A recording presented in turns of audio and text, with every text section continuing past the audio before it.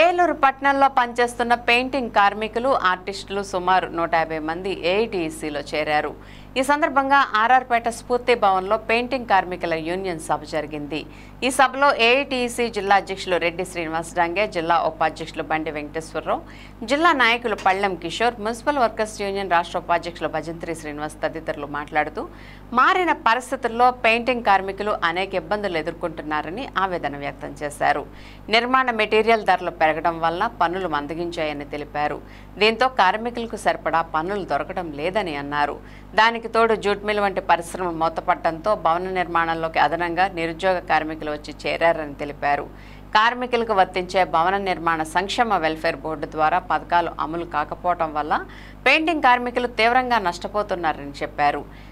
Painting కార్మికులు ఆర్టిస్టులను ప్రభుత్వం ఆదుకోవాలని విజ్ఞప్తి చేశారు. భవన నిర్మాణ కార్మికుల వెల్ఫేర్ బోర్డును తిరిగి పునరుద్ధరించాలని సభ తీర్మానించింది. పన్నులు దొరకని పెయింటింగ్, ఇతర భవన నిర్మాణ కార్మికులకు కరువు భత్యం కింద చెల్లించాలని డిమాండ్ చేశారు. భవిష్యత్తులో పెయింటింగ్ కార్మికుల సమస్యల పరిష్కారానికి ఏఐటీసీ యూనియన్ కృషి చేస్తుందని తెలిపారు. ఈ సభకు పెయింటింగ్ వర్కర్స్ యూనియన్ అధ్యక్షులు అజిత్ కుమార్ అధ్యక్షత వహించగా యూనియన్ కార్యదర్శి శ్రీనివాస్, కోశాధికారి మహమ్మద్ జానీ, నాయకులు పేడారు వంశీ తదితరులు ఈ కార్యక్రమంలో మాట్లాడారు.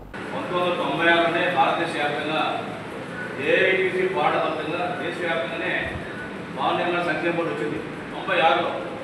కానీ మన రాష్ట్రంలో వైఎస్ రాజశేఖర ముఖ్యమంత్రి అయిన తర్వాత 2005 నుంచి ఆ యొక్క సంక్షేమ బోర్డుని రాష్ట్ర సంక్షేమ అమలు చేయడం జరుగుతుంది. కానీ అది అమలు చేస్తే బాగా జరిగింది. 2014, 2018 వరకు బాగా జరిగింది. చంద్రబాబు అధ్యక్షతలో జరిగింది.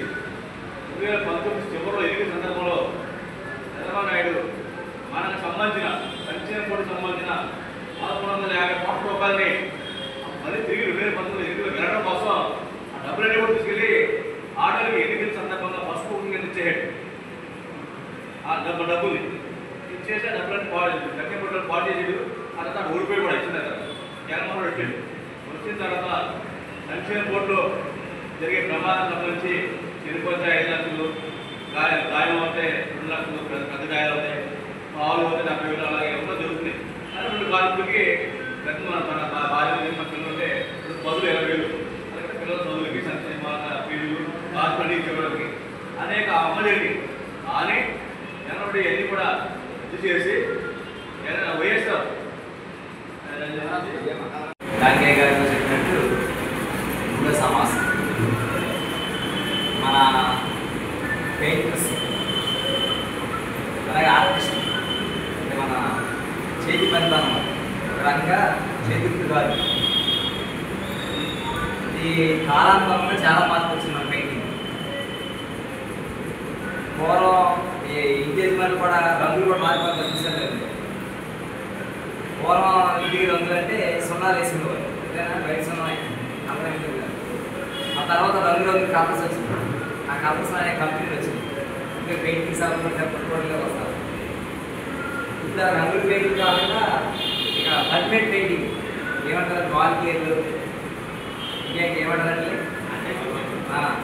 నుంచి పడిపోయి 4 రోజుల సంఖ్య చూసాము. అలాంటప్పుడు కనీసం పరిహారం లేని పరిస్థితి.